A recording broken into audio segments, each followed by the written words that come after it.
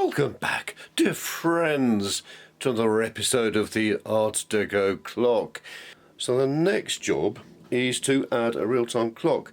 Now Ibrahim, my other long-term follower, a very kind gentleman who actually bought me the first of these e-paper things. I think that's kind, considering the amount of frustration I've had. But I've learned a lot. That's always the justification. He said that he uses one of the real-time clock modules that's got an alarm feature, and I remember seeing that once, that you can actually set an alarm on the real-time clock, and whenever it's set, it'll produce a pulse, and he was using that to get the Mega, or whatever processor he was using, from sleep mode back into active mode, I suppose, awake. Now I've had a look, and the Mega can be put into sleep mode, because normally it draws about 40 or 50 milliamps, I think, off the top of my head. These don't draw anything, and obviously that's not going to last. I want this to be a battery powered clock, so that's not going to last very long if that's drawing 50 milliamps or whatever. But if you set it to send it to sleep with a series of special codes and things, it will go down to 1 milliamp. I mean, it could be less, but 1 milliamp's not bad. That's fine. So it can, after it sets these three displays at the beginning of the next 24 hour, the next day, it can then go back to sleep. And then it'll stay asleep, but there's always one pin that's just watching. It's one of the interrupt pins. It's set as an interrupt. When that, it's funny, isn't it? Everything else is asleep, but this one little pin looking out for stuff, listening. When the real-time clock sends its alarm pulse to that, it wakes the Mega up. It wakes it up, and then the Mega can start reading the real-time clock and start setting these, and then go back to sleep. It's a bit of a sad life, but, you know, there you go. How terribly, terribly exciting. For yesterday evening, the real-time clock that I'd ordered arrived. I've forgotten the bit of paper where I wrote down the numbers. Hang on. That's better. I can possibly continue without my well-written script. So, in the past, I've always used the DS1307, and I'm familiar with how to use that. This time I'm going to use the DS3231. In fact, that's a battery, that side. There's the doings, the gubbins. And that has the added feature of being, I think, more accurate, but mainly because it's got a built-in alarm. Now, yesterday, whilst waiting for that to arrive, plan ahead, you say? Nah, mate. Now, normally, you would basically, this is going to be wired up to the Mega, and when you connect the Mega and upload your sketch, you can get it to automatically, let me move that closer, it's going to be a bit annoying otherwise, automatically get it to program the date, time, month and all the rest of it from your computer onto this. That's the only way to do it, unless you write some sort of way to address it with a user interface. So I thought I'd start trying to work out a user interface. Just write some horizontal text in the built-in bitmap text, which I'm really pleased I didn't delete. I kept that as part of that sketch, the original example sketch, so I still had access to it. I was just trying yesterday to space 5 titles up the page. Can I do it? No. I calculated it, tried all sorts of different things, but this middle one, whatever it says, jumps low. There's a gap between the top two and the bottom. I don't understand why, and I'm not going to worry about it. The reason I want to do this is because if I make this into, hopefully, a marketable product, obviously you will need to set the date and time, a customer will. So I've also ordered, day after that, it's about slow thought processes, a little module with 5 buttons on it that can connect to, coincidentally, which is nice, one of the analog inputs here. I won't go on about that because I haven't got it yet. But the idea is that you can use that to put this whole thing into programming mode or time setting mode, and then go up and down through these different options, and then have other buttons, and the current reading will appear here. We're making progress. I can now read from the real-time clock. Here's my new super improved display. I'm much happy with that. It just makes sense, and I like the look of it, and I've managed to actually space these evenly.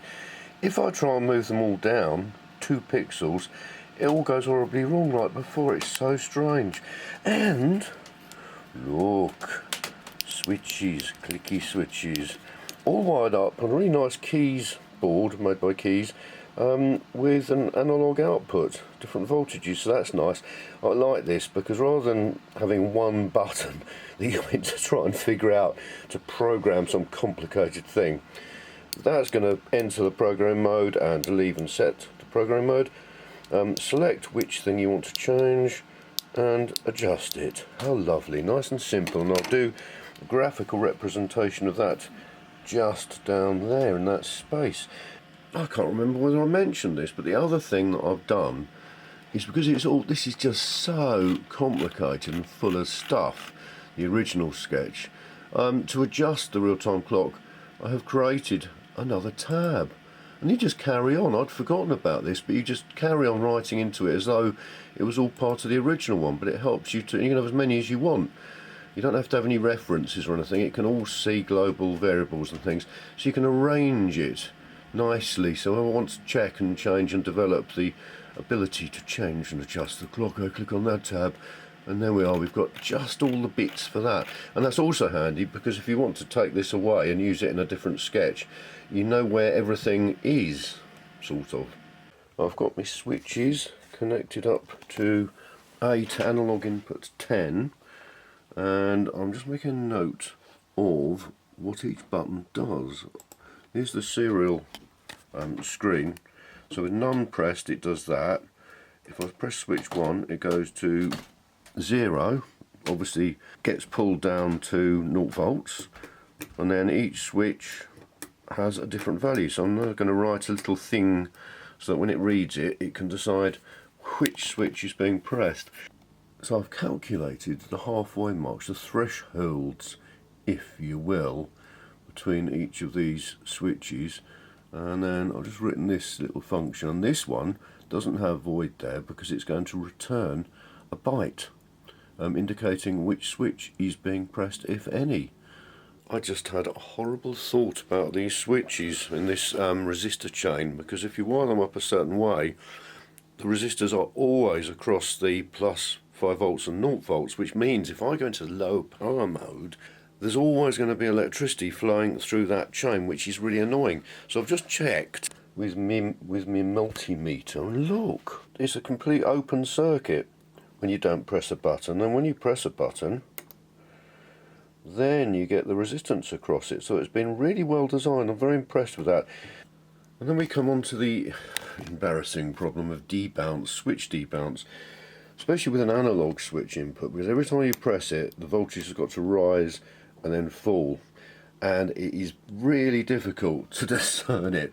I tried writing bits and pieces, and in the past I've managed to using milliseconds and timers and things for debouncing, but my brain is a muscle. I just want to get this project done. So my old friend, whose name we dare not mention, helped and has come up with a working debouncing function, which is lovely. So here's the very clever timed debounce circuit. When I press a switch, look, that's perfect. Before, when I was just doing my little threshold thing, it was going all over the place, but now it waits until, for sort of 50 milliseconds I think it is, until the input that the analog is reading has stopped fluctuating, so it filters out all the bouncing with the switch. That's love. Right, stop doing that. Oh, how the days fly by. Now we need to get that on this written into turning these button pushes into actual functions. This is great fun, sitting here in the nice cool darkened room, sorting out how to handle the button clicks. Well, each one what it's going to do, moving settings from left and right, or increasing or decreasing values. And I just realised I need to have a way of stopping people going too high or too low with the values, and two cheeky little arrays will be perfect there for that. So the maximum, the first setting is, what is it, the day, and that goes from 1 to 7, there we are, 7 max and 1 minimum, and so on and so forth. Oh dear friends, it works. Look, if I press that one, obviously it's quite a laborious process because it takes sort of 2 seconds to change each time. But you can see I can adjust the date, or the year rather now. I'll click it again. it's the month. You've got a ringside seat. If I click this one, it should change to Friday. Because it theoretically, dear friends, let's try that again. I can't believe this is actually working. Yeah, look, Saturday. So then if I change and I say, all right, let's change the date. Date, complicated thing. So it's 17th, if I click that, is it going to change the 18th? Yes! And it's reading from those two arrays, byte arrays of the maximum and minimum value, so I can't ever go wrong, theoretically. And then if I click this again, nothing happens because I haven't written anything. What a lovely way to spend a morning. So we're in programming mode, we've finished programming and setting things. We press that button, what's going to happen? Is it going to do anything? Yes! Got the day wrong, but you've got to start somewhere. Then it does that one. What's this going to say then? 17th? I don't know what the date is. Yeah, it is the 17th. And this one? June. It's not June, it's July. But it's a start. Excellent. The problem was I'd miscounted these. It was stupid. I mean, after all, 31 is actually 31 the position because it made sense. So I now know where all these things are meant to start. And that means I've rewritten this. So it's day of week plus 31. That means if it's 1, it should write Sunday. Get date, that's fine. And then get month, I think that starts on 39. So if it's 1 for January, it should be right. Let's give that a go. Come on, you can do it. Yes! 17 was right. It is the 17th. I've also found that it's a very good idea to double clear each of these screens because you otherwise get a bit left. Right, it's going to say July. Yes, that's better, dear friends. Last night I was uploading the previous video where I got all 3 displays working, I think, and I thought I'd be clever at the end and say thanks for watching on the 3 e-paper screens. I need to find the G didn't work. So this very morrow, just taking the dog out, it's absolutely boiling already.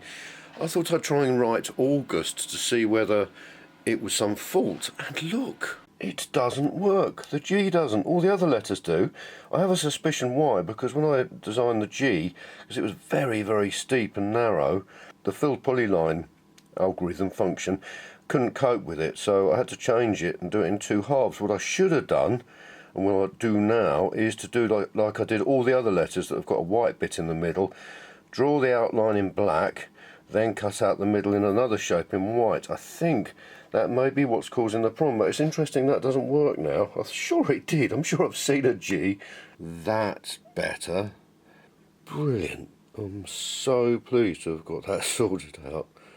Right, now it's time to try and see whether we can send the Arduino Mega to sleep for 23 hours 59 minutes each day. After quite a lot of research and umming and ahhing, I think I'm not going to send the Arduino to sleep, because even if you do, apparently even in the sort of deepest sleep mode, it still draws about 1 to 2 milliamps, which is quite a lot if you're having a clock that you just want battery powered, sitting there day in, day out. So I was thinking to Miss Sen, and we're going to have a clock movement in this L at the top of the clock. Now, initially I was thinking, well, I've got a Mega, an Arduino, why not run some sort of clock movement off that with motors and things? Again, it's just overcomplicated and will draw lots of current from a battery and drain it quickly. So what I'm going to do is use one of these clock movements that I used with the NepNet Thrubwell, the kitchen timer kit, because on one AA battery they will last well over a year.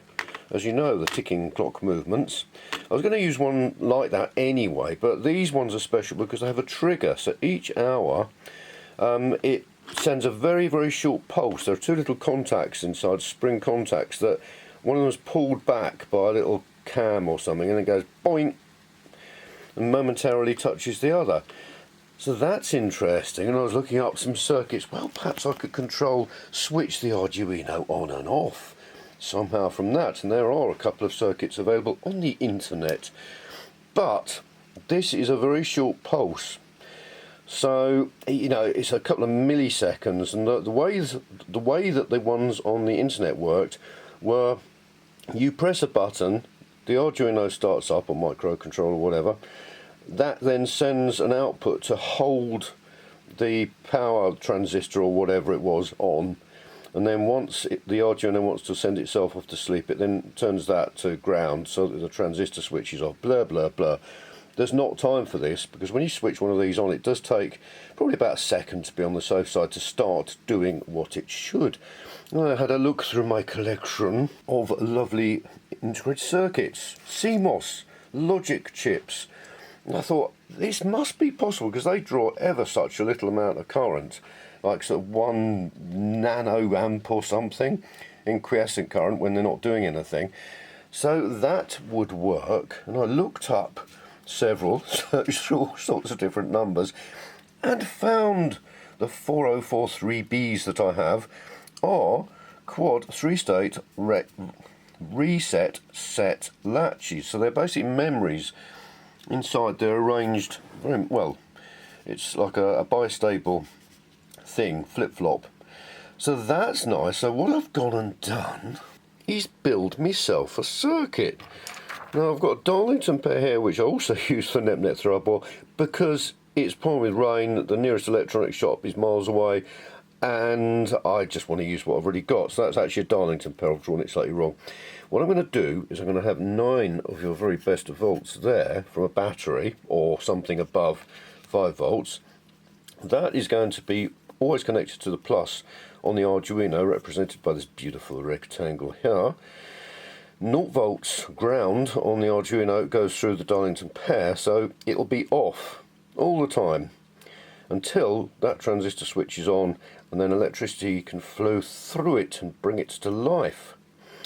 Here's the what did they call latchy? Here's one of the latch. I only need 1 out of the 4 that are in the chip.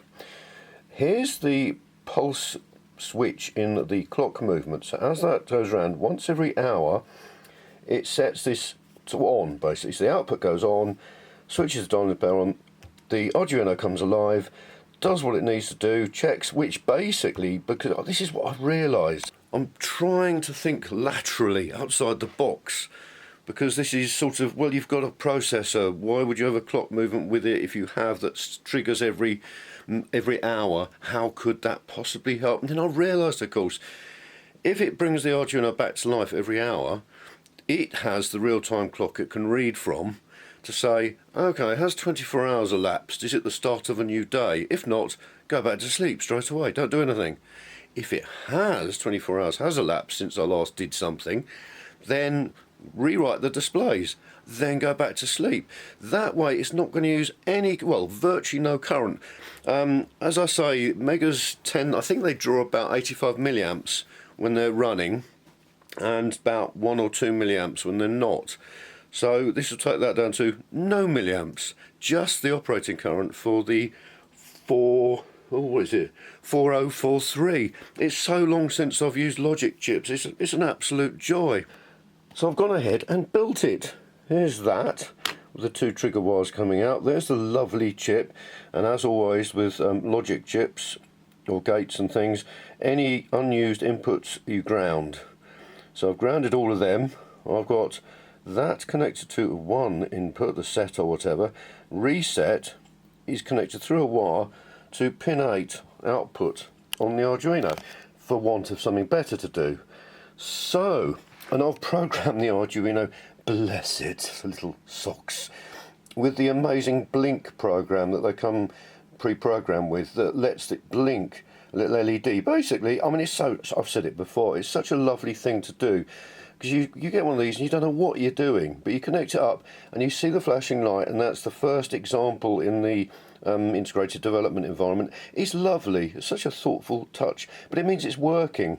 And then I've added a bit of code saying, okay, flash 10 times, then make pin 8 outputs go high.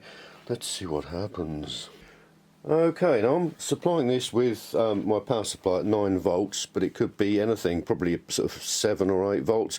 That's also very handy because the Darlington pair has a voltage drop of about 1.4, 1.5 volts across it. And obviously the Arduino needs to run from 5 volts if you're using the USB, but I'm running it in through the barrel socket thing, which you can run it up to I think about 12 volts, but they recommend 9 volts because it's got its built-in voltage regulator. Well, lovely. So let's try that. Stop talking. I'm going to adjust the clock until it pings. Watch out for the lights on the Arduino. Look, it's flashing on and off. Can you see that? That should happen. Yes, you can just about see it. So that should happen, I think it's 11 times actually, because I wrote it badly. So that should, after 11 flashes, make pin 8 go high. Oh, it's done it, look. It stopped doing it. So that has cancelled it and switched everything off. It's reset the latch.